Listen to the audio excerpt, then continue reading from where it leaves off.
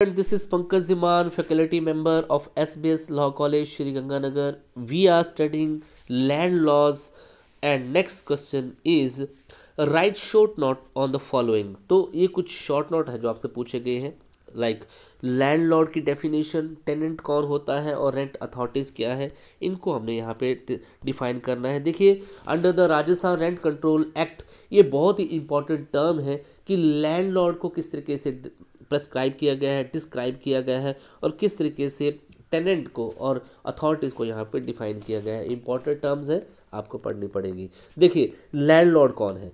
The landlord has been defined under section 2C of the Rajasthan rent control act 2001। तो मकान मालिक कौन होगा, इसकी डेफिनेशन जो है section 2C of the Rajasthan rent control act में बता रखी है। According to it, landlord means any person who for the time being is receiving और is entitled to receive the rent of any premises. तो landlord कौन है section 2C के according? ऐसा पर्सन जो कि फॉर द टाइम बीइंग, किसी समय पे जो है रेंट को रिसीव कर रहा है या रेंट को रिसीव करने का जो है अधिकार रखता है, whether on his own account or is an agent, चाहे वो खुद या फिर अपने एजेंट, ट्रस्टी, गार्जियन और रिसीवर के थ्रू जो है अगर रेंट को रिसीव करता है तो उसको हम क्या मानेंगे? उसको हम यहाँ पे लैंडलॉर्ड मान लेंगे। Who would so receive or be entitled to receive the rent if the premises were let to the tenant? तो जिसने वो रेंट रिसीव किया है या जो पर्सन रेंट को रिसीव करने के लिए इंटाइटल्ड है किसी टेनेंट को प्रीमाइसेस देने के लिए, किराए पे देने के लिए, वही जो है रेंट का जो है यहाँ पे क्या माना जाएगा? लैंडलॉर्ड माना जाएगा। तो सिंपल वर्ड में अगर हम बात करें तो लैंडलॉर्ड वो पर्सन है जो किसी निश्चित समय पे जो है रेंट को रिसीव करता है या रेंट को रिसीव करने का अधिकार रखता है, चाहे वो खुद करता है या अपने एजेंट, ट्रस्टी, गार्जियन के थ्रू वो जो है उस रेंट को रिसीव करता है, तो वो क्या माना जाएगा? यहाँ पे लैंडलॉर्ड माना जाएगा। तो डेफिनेशन आपके पास क्लियर है। दस the landlord means a such person, तो लैंडलॉर्ड वो इंसान है, मकान मालिक वो है जो कि रेंट को रिसीव करता है खुद या रिसीव करता है through another person like agent, trustee, guardian, receiver, या रिसीव द रेंट या रेंट को रिसीव करता है इफ द प्रीमाइसेस, अगर वो प्रीमाइसेस जो है किराए पे दिया गया है टेनेंट को, रिसीव करता है या रिसीव करने का अधिकार अगर रखता है, तो वो क्या माना जाएगा? लैंडलॉर्ड माना जाएगा। In simple way it may be settled that the person receiving rent of the premises और person tend to receive the rent is a called landlord. अगर से बिल्कुल सिंपल वर्ड में बात करें तो ऐसा पर्सन जो कि रेंट को रिसीव कर रहा है या रेंट को रिसीव करने का अधिकार रखता है, वो लैंडलॉर्ड माना जाएगा। A person who is not the owner of the premises but in actual receives the rent is called the landlord. बहुत ही important case Shrimati Bhagwati Devi versus Jayprakash Vishwakarma 1996 का केस है राजस्थान हाई कोर्ट का। यहाँ पे ये बोला गया कि अगर कोई पर्सन जो है उस मकान का मालिक नहीं है लेकिन वो रेंट को रिसीव कर रहा है, तो इस एक्ट के पर्पस के लिए इसको लैंडलॉर्ड ही माना जाएगा। इसी तरीके से वासुदेव वर्सेस बालकृष्ण के केसेस में भी यही बोला गया, supreme court tenant is a landlord और sub tenant in case of the sub lease. अगर कोई लैंडलॉर्ड वहाँ पे जो है, कोई टेनेंट जो है वहाँ पे लैंडलॉर्ड है, सब टेनेंट है, तो जो सब लीज पे वो देगा तो उसको भी हम क्या मानेंगे? लैंडलॉर्ड ही वहाँ पे मानेंगे। तो ये सारे प्रोविजन यहाँ पे किए गए।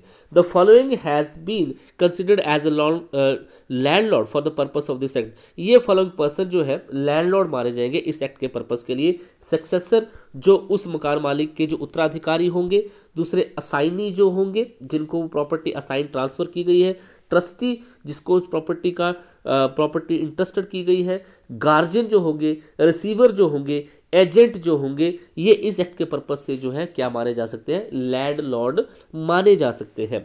Stephen D'Silva versus messrs Jaipur Chalchitra private limited के केसेस में भी a person who receives rent of premises on the particular time whether it is on account or for the other person as an agent, trustee or guardian shall be included in the definition landlord। तो इस case में यही बोला गया कि अगर कोई person किसी पर्टिकुलर समय पे रेंट को रिसीव कर रहा है, चाहे वो खुद कर रहा है या किसी और पर्सन के through like agent, trustee, guardian के थ्रू कर रहा है, तो उसको लैंडलॉर्ड ही वहाँ पे माना जाएगा। तो ये है आपके पास लैंडलॉर्ड की डेफिनेशन। अब है आपके पास टेनेंट कौन होगा, किराएदार कौन होगा। The tenant has been defined under section 2 clause 1 of the Rajasthan rent control act. तो सेक्शन 2(1) के अंदर जो है टेनेंट को डिफाइन, किराएदार को डिफाइन किया गया है।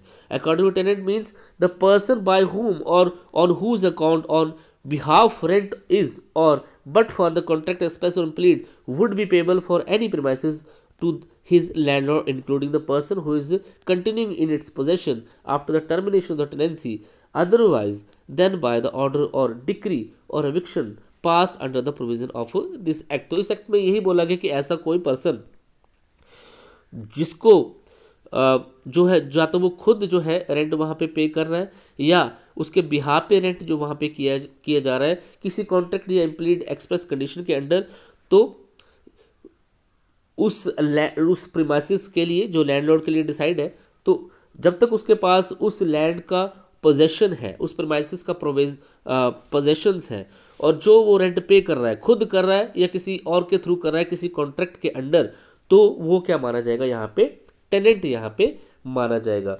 In the event of death, अगर उस टेनेंट की डेथ हो जाती है तो रेंट किससे वसूल किया जाएगा, फिर टेनेंट कौन बन जाएगा।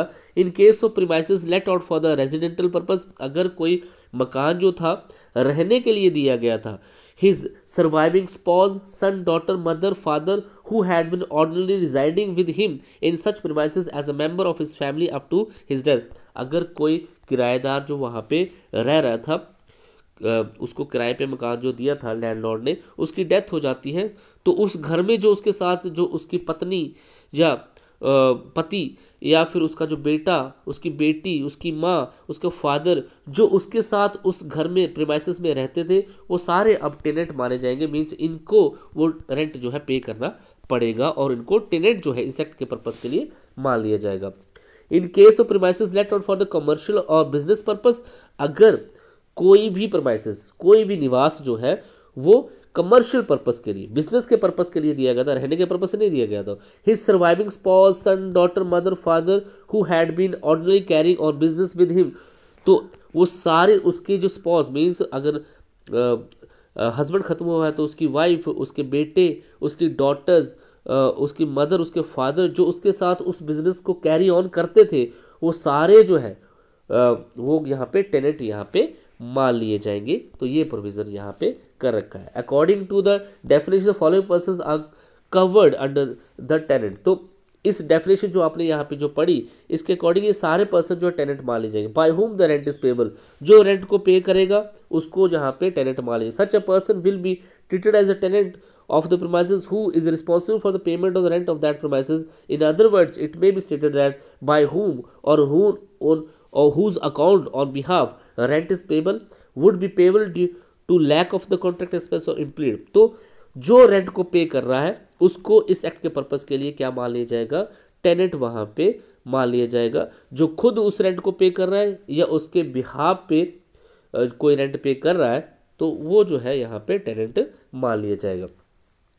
Who having possession on the property, उस प्रीमाइसेस का पोजेशन, कब्जा जिस पर्सन के पास है, वो भी वहाँ पे क्या माना जाएगा, मकान मालिक के अलावा किसी और पर्सन के पास। मान लीजिए टेनेंट की डेथ हो जाती है और उसकी डेथ के बाद उसके सन के पास उस जो प्रॉपर्टी जो किराए पे ली गई है, सन का कब्जा है, तो सन यहाँ पे क्या मान लिया जाएगा, टेनेंट वहाँ पे मान लिया जाएगा, किराएदार वहाँ पे मान लिया जाएगा। इसलिए बोला गया who having possession of the property, such person who is continuing in its possession after the termination of tenancy otherwise than by the order of decree for the eviction pass, तो कोर्ट के order हो जाने के बाद भी जिस person के पास उस प्रीमाइस का पोजेशन है, कब्जा है, उसको यहाँ पे टेनेंट माना जाएगा। इसके अलावा सक्सेसर्स जो उत्तराधिकारी होंगे, अगर किसी पर्सन की, टेनेंट की, किसी पर्सन एज ए टेनेंट उसकी डेथ हो जाती है, तो जो उसके उत्तराधिकारी होंगे वो टेनेंट माने जाएंगे। उनसे जो है वो सारा जो है किराया जो है वसूल किया जाएगा। Successor, husband wife, son daughter father mother, ये सारे जो है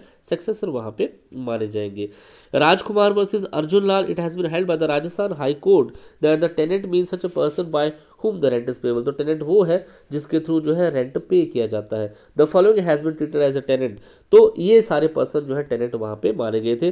अगर टेनेंट की डेथ वहाँ पे हो गई तो जो उसके उत्तराधिकारी उसके साथ रहते थे उनको यहाँ पे क्या माना गया, टेनेंट माना गया। नरेंद्र कुमार वर्सेस रमेश कुमार का केस है। एज अ टेनेंट अगर कोई किराएदार है तो उसको किराएदार ही माना जाएगा। The person having occupied the premises under an allotment order, तो किसी पर्सन को किसी प्रीमाइसेस को जो है अलॉट कर दिया गया है एज ए टेनेंट, तो वो टेनेंट वहाँ पे बन जाएगा। तो ये सारे टेनेंट यहाँ पे माने जाएंगे। तो रेंट अथॉरिटी कौन होगी? The term higher authority has been defined in section 2(f) of the act. According to higher authority means authority appointed under section 22(f) of the act. तो हायर अथॉरिटी वो है जो इस एक्ट के section 22(f) के under जो है appoint की गई है। According to the section 22(a), a person who is a member of the Rajasthan Administrative Service not below the rank of sub divisional officer can appointed the rent authority. तो rent authority कौन यहाँ पे मानी जाएगी? Section 22(a) के according Rajasthan administrative service RAS से जो वहाँ पे सब डिविजनल कोई भी ऑफिसर होगा उसको रेंट अथॉरिटी यहाँ पे मान लिया जाएगा। तो ये आपके पास 3 बहुत ही इंपॉर्टेंट टर्म्स जिसमें आपने लैंडलॉर्ड, टेनेंट को और रेंट अथॉरिटी को यहाँ पे समझा। Thank you so much.